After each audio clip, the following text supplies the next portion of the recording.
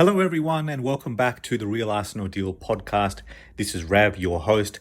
Thank you so much for tuning in yet again. Wherever you are in the world, you are certainly most welcome here. I'm very grateful to have you, and I've received some very generous and kind feedback in the last few days about the podcast, including some user-submitted questions for the very first time, which I'll come back to a little later. So thank you so much for your participation. And in today's roundup, I am recording this Saturday morning in Australian time. I'm over here in Melbourne, Australia. So I'm going to touch on a number of points in a short, sharp episode today. There's a few, whilst there's no matches, of course, Arsenal are about to enjoy or are currently enjoying a very, very, very well-earned break over in Dubai. Whilst there's no matches to talk of right at this point in time, there's still plenty happening in and around the traps, and certainly a lot of discussion points as we now sort of the dust has settled over that Newcastle debacle. I guess you have to call it a debacle, right? We were trounced 4-0 on aggregate, and it was a blow. I spoke more at length about it in my previous podcast. You're most welcome, please, to check that out if you haven't already. It's a blow to the club, a blow to the momentum generated, and to add insult to injury, well, literally, Martinelli did his hamstring, unfortunately, and I'll touch on that too. So the squad is, I think it's day 2 now in Dubai. We've got some just good snippets from the club, from the social media accounts already. We've seen who's gone over there. Max Dowman, Jack Porter have been included, as Arteta usually does. Just gets a few of the young players in and around the senior squad, give them that experience. I mean, how good is it for them, right? When I was 16 years of age, I'm out there wagging school, right? And to be able to be for them to be able to make it to the levels they already have, of course, it's tremendous. It's a tremendous reflection to them, their families, their parents, their support networks, and all through all levels of the club who have nurtured them through. And there's clearly a pathway into the first team integration in the next few years. I mean, this has happened before when the way we've been able to create this pathway 18, 24 months before we've seen the emergence of the likes of Lewis Skelly and Nwaneri, and Arsenal have that in mind as well down the track for them. Now, of course, they're not ready to step in tomorrow. In fact, I don't even believe Dowman is eligible enough to even sign a professional contract. So clearly these are not, first team players who are going to impact any title or Champions League challenge this season or next. However, the club does have that in mind, and it's great to see them included.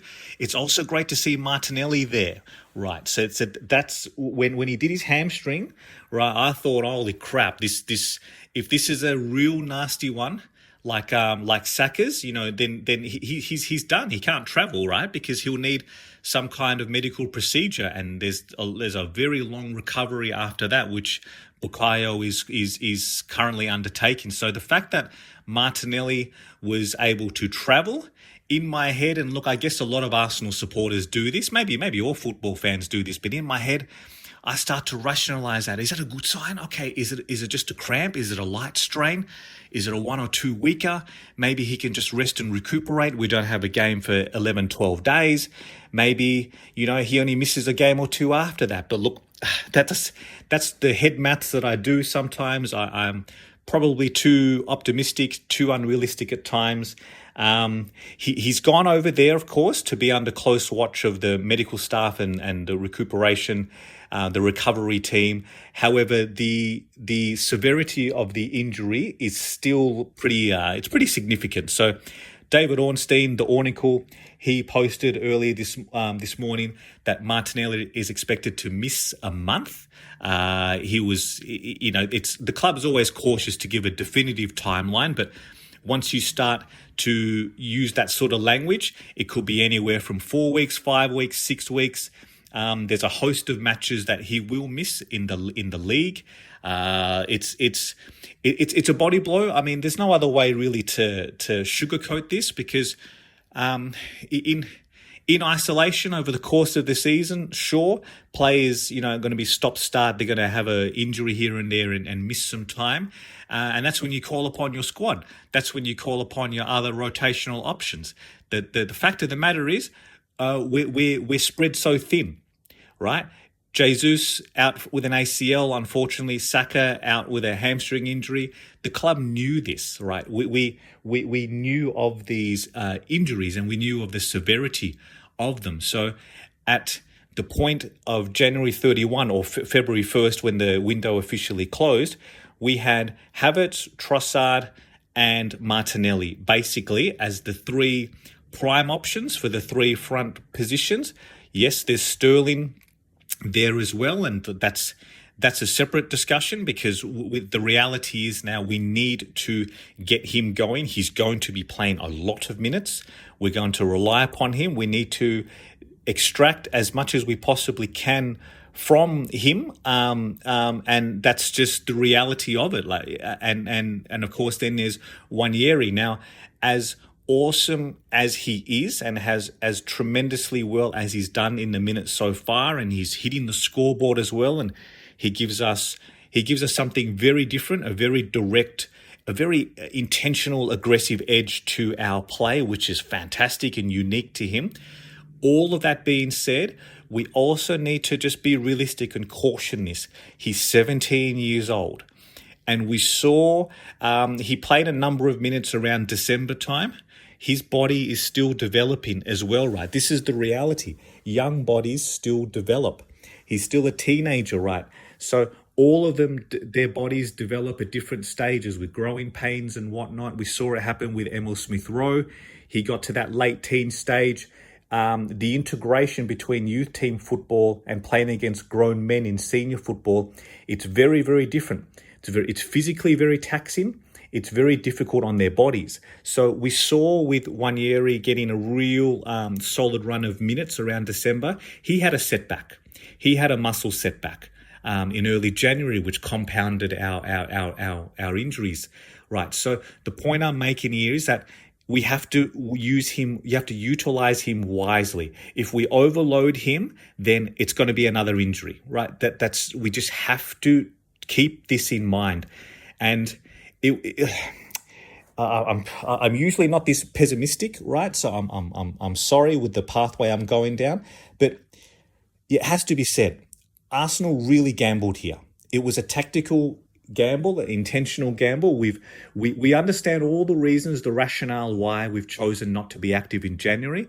The club clearly have their targets, clearly have their valuations, and we don't want to do anything now that jeopardizes, say, 60 or 70 million on an Ollie Watkins now. The club internally probably feel that puts a deal for Šeško off the table in the summer, right? So it's got to be something like that. So if that's the rationale, yes, I understand it. Two subplots emerge from that. One, you damn well hope that the players you have currently that they don't get injured. You've placed a lot of chips on the table there. You've placed it all in that corner that you hope the players we have don't get injured. And the very next game after the window closes, what do we expect? What did we think was going to happen? Bang. Martinelli, hamstring, out for a month. I mean, it was scripted in the stars, right? I mean, what did we really expect was going to happen? And it sucks. That's the reality. It sucks. And the second aspect, as the fallout of the transfer window, the scrutiny on it, is that, look, we won't know this, of course, time will tell, but we damn well hope that we make something significant happen in the summer. I hope to see if a lot of the groundwork has been placed on Šeško or someone else that we're not aware of right now. I hope that we finalize the transaction, that is done nice and easy early in the window, like not taking it all the way deep into deadline day or something, right, where we're scrambling around for options and having to scramble for a bit of a panic loan like we saw with Sterling. We hope we get him nice and early, integrate him into the squad, the preseason matches, the away tours, all of that stuff. That's what I'd love to see. And perhaps then, that will then, upon reflection, cast some more logic and rationale to what we've just seen happen in the last week or so with this transfer window. So we just have to wait and see. I wish I had the answer. I'm sure all of you listeners wish we had the answer now, but the reality is we don't. And we're going to have to make do with what we have. This brings me to our next point now. And I touched on this in my last podcast too, that this Dubai trip, it presents an excellent opportunity not just to unwind. I mean, that's the obvious part, right? Warm weather, it does wonders for the body, for our skin, our general well-being, right? So that's clearly a big draw card of doing it. And the players have played so much football, a ridiculous amount in late December to January, something like 35 days, 11 matches. I mean, it's just wild. And there's a couple of key players who need rest, who need respite. Havertz, Trossard, Rice, Saliba you saw making unusual mistakes. Raya wasn't himself the other day, right? Like, they need a break. They need a mental refresh. I mean, their mental well-being and mental health is just as critical as their physical conditioning. So whilst I'm sure they're going to be getting a lot, the physiotherapists and the massagers, I'm sure they're going to be earning their keep in this trip. They're going to be very, very busy looking after the players, but they also need just a bit of a mental refresh, a recharge, because the load has been unbelievable. I mean, even for Arteta, right? I mean, how many press conferences did he do throughout January? And usually there's a very repeat nature to the questions that he's asked. He looked fed up. He looked tired, right? He looked a bit over it, and it's just been unrelenting. So they need that's the obvious draw card of getting away to Dubai. Secondly, what's so critical is that our key players, we need to look after them. Martinelli being out for a month, I mean, it just makes a tough situation even worse, because the other day, and I was saying this, I was watching it with my sons. The game was done and dusted, right? The tie was finished. It was 4-0 on aggregate. But for the last 15, 20 minutes, Havertz is still charging around for every duel, throwing his body around, very physical footballer he is, right? That's what he does for the team. And I was thinking to myself, you got to get him off, because it's ridiculous.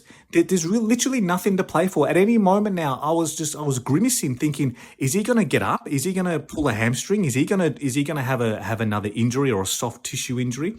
It was ridiculous, but there's no one to put on, because we stretched so thin. There was no. This is the type of scenario where you put on Eddie Nketiah for 15 minutes to protect your prime, your A grade first team player, right? And look, I'm not saying we should keep Nketiah. I'm just giving an example that you have options. You have options in your squad that you can call upon. But you look at the bench. We basically got 4 fullbacks. Jorginho was already on. 1 year we had to utilize unexpectedly in the first half because of Martinelli's injury, right? And then we placed in so much hope on the fact that these guys don't get injured. And if anything, right, we've been really lucky. We've been really fortunate with Havertz's durability. He's a tremendous athlete. He fronts up every 3 days for the club and for Germany, right? He just does it. He has a very professional attitude. Arteta has praised how he looks after himself, his lifestyle, his nutrition, right, his work ethic. So all those things come into play. But my goodness, we had no one to take him out of the firing line. Odegaard looks clearly tired from the injuries and the illness he's had. Like, there's no respite for them. So we have to look after them, because the workload when they're back, I mean, I can't really see a scenario where we can't start Havertz. Trossard is pretty much going to have to start every match. I mean, with absolute respect to the likes of Nathan Butler-Oigi and Carl Sago Jr., they've been kept in the squad. There was some late rumours around some loan deals for them in the window, but the club has kept them within the ranks. With absolute respect to them, please don't take this the wrong way. I'm not saying that they're not good enough or they're not ever going to be good enough, right? However, Arsenal are going for the Champions League.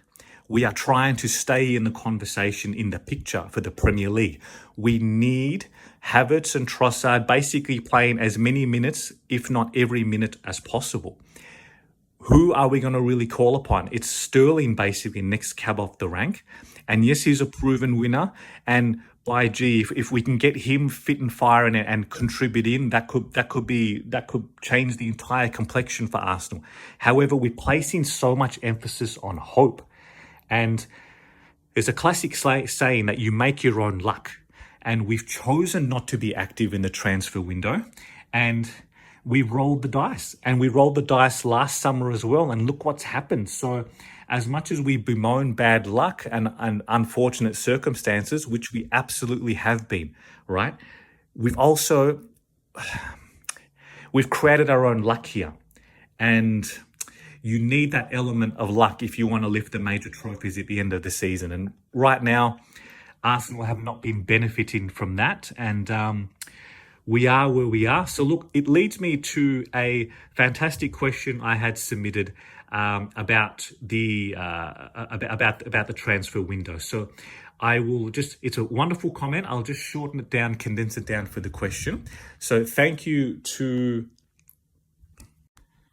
and I hope I pronounced this correctly, to Aman Shahiri 8589. Thank you for your comment. It was a tremendous comment. Ended off with, what business do we think we need to do in the summer window? So look, it was in reference to the previous podcast when I spoke at length about how Ishak was out of reach for us, the price tag being 120 million plus, just to even get Newcastle to even open the door, I guess.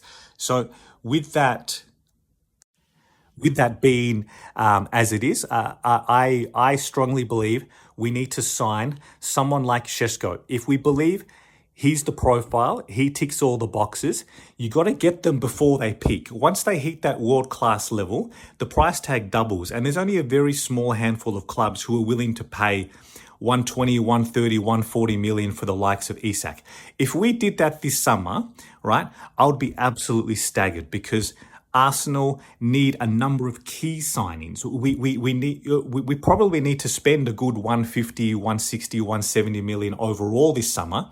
However, to pay so much on the one footballer, right, then they're leaving the cupboard dry again. And we can't afford to do that, because how many times have we just been one or two key signings short?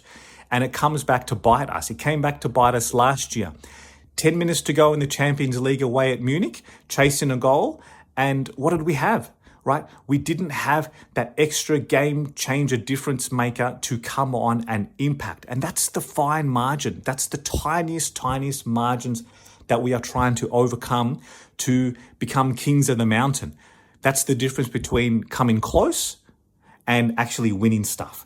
So in relation to the question, we need to be signing two attackers, because remember, Jesus, he's done for next season pretty much with his ACL. So we need that wide, versatile forward who can rotate with the likes of Saka, Martinelli, Trossard. Keep in mind, Sterling will be going back to Chelsea, so there's an additional squad spot there. So not only do we need that centre forward such as the Šeško, sign him now at 60, 70 million before he doubles in a few years' time if he reaches the levels we believe he will. You got to sign two. And of course, there's also Zubimendi has been strongly linked with Arsenal. He's about the £50 million mark. Jorginho will leave, quite likely. Partey quite possibly will leave as well. So there's a number of areas that need refreshing. So I think those are going to be some key signings we see from Arsenal in the summer window. And thank you very much for the comment. The next one here is by Dink88. I hope I've pronounced that correctly as well. You've contributed interesting points. How much of the behind-the-scenes stuff has affected the team and management in your opinion?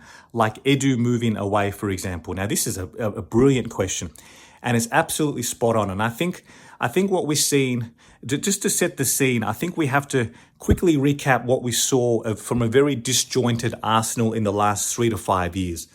We saw, just prior to the Cronkies taking full 100% ownership of the club, you saw a lot of change at executive leadership level. The likes of Sven Mislintat would come and go. Raul Sanlehi stepped into the void created by Gazidis when he left the CEO position. Arsenal seemed very disconnected at the top. you kind of didn't quite know who were the defined roles, who's leading the club, who's got that connection to the ownership. So fast forward, because that's been well covered, right? I'm just recapping it briefly. So fast forward, a lot of that was corrected. The Cronkies took 100% ownership. Josh was much more visible. They put in their key lawyer and advisor, Tim Lewis, at board level. He was the real conduit between London, what's happening on the ground, and the Cronkies over in America.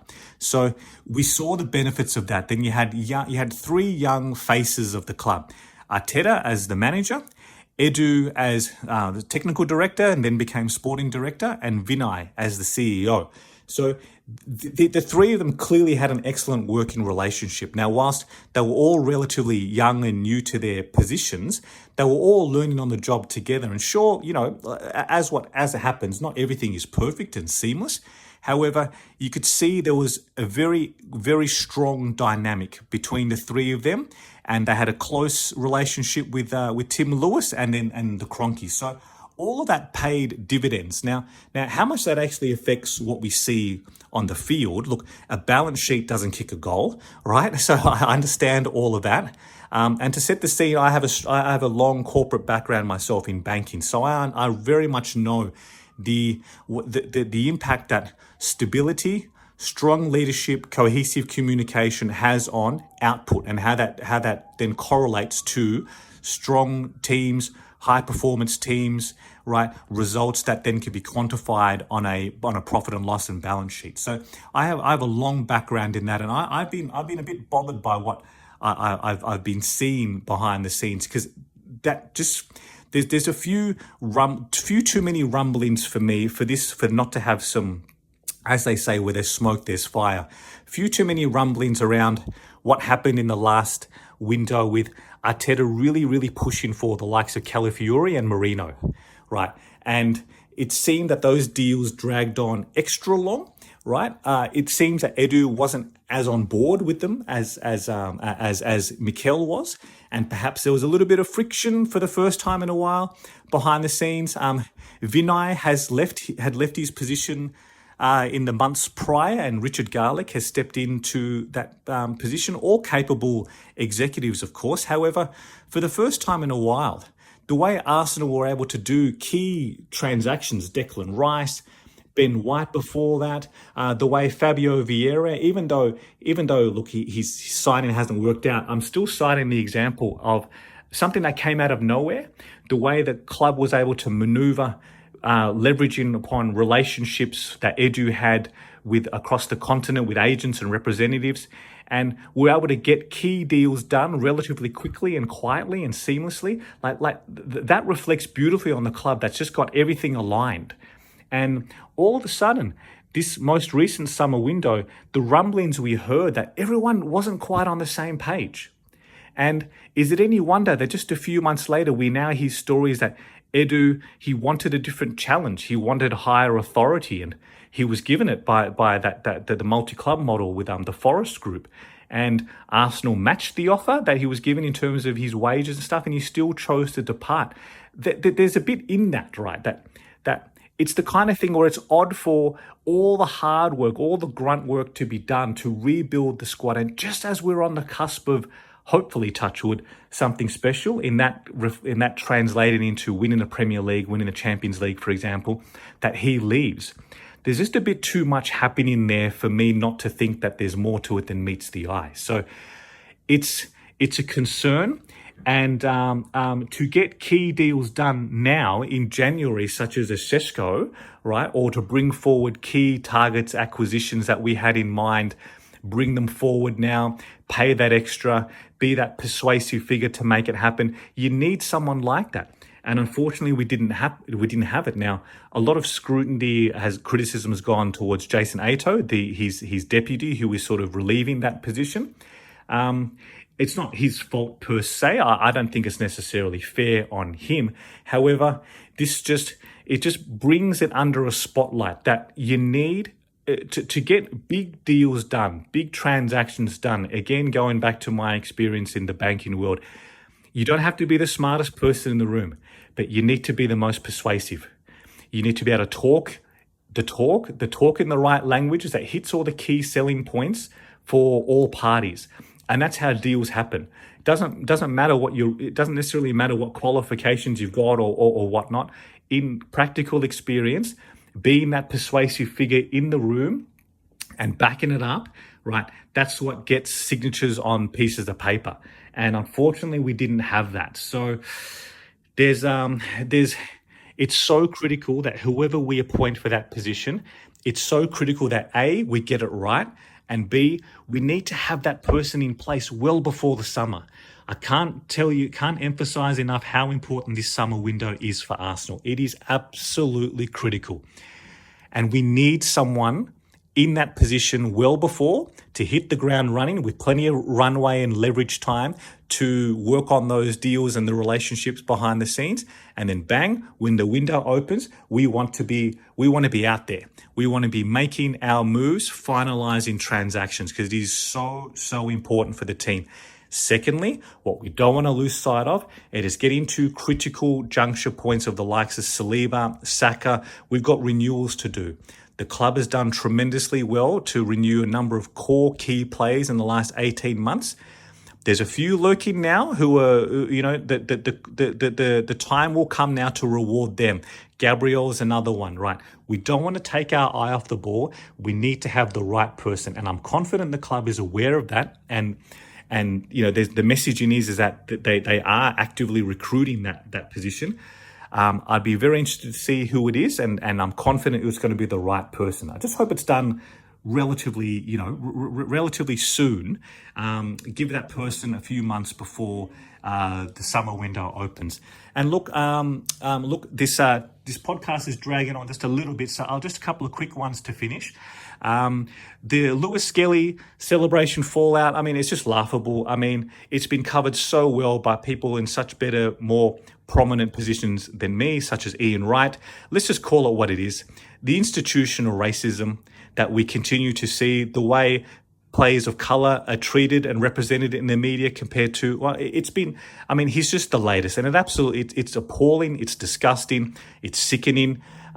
It's so thinly veiled and predictable. Let's just call it for what it is. He needs our support. He's 18 years old. I'm sure the club is giving him all the support he needs, and his family as well, of course. Let's just call this crap out for what it is. It's not even surprising anymore. And just the fact that we're still happening in 2025, it's just unbelievably disgusting. It's just horrendous. My whole perspective on what this club represents all started with what Ian Wright represented. I've followed the club since 1995, since seeing him and then in delving into that space and learning more about the other amazing players of colour who were represented at Arsenal. I mean, in no particular order, and apologies if I miss anyone out. Everyone from Rocky, Mickey Thomas, Paul Davis, Kevin Campbell. I learned so much about them. And there's a tremendous book called Black Arsenal, which was released around 6 months ago, that covers this much more than just a random amateur like me can educate anyone on. It is a tremendous book. I highly recommend you please check that out, because it encapsulates beautifully what this wonderful club represents, our values, and who we are. And I implore you, please check out that book. It is outstanding material. And just please continue to call this crap out when you see it. It's the only way we're going to drive change. Call it out. It's rubbish. It's crap. And we as a society, we deserve better. Thank you so much for listening to this point. Next steps for Arsenal are we'll continue to see a lot of clips and stuff come out from the club in terms of our Dubai trip, and hopefully they can benefit from what they need. And I'll be back on in a few days' time to cover whatever latest Arsenal news emerges. If you listened this far, once again, thank you so much for being here. I welcome any comments, any feedback, any suggestions, please. Please reach out to me. It's still relatively new in this venture, so thank you so much. I'm very grateful for you being here. Please let me know if anything I've said makes sense to you or resonates with you. I'd love to hear your thoughts and comments. Thank you so much. Look after yourselves. I'll see you on the next one, and come on, Arsenal.